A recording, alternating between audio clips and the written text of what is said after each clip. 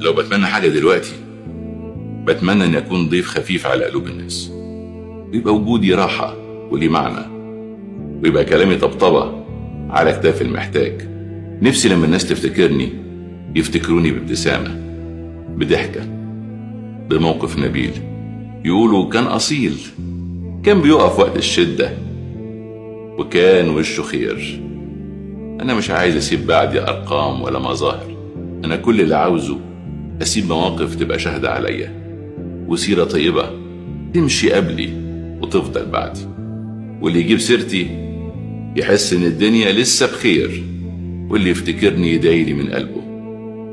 الإنسان مننا مش بيتقاس باللي حصده، لكن بيتقاس باللي زرعه، والزرع الحقيقي هو الحب في قلوب الناس.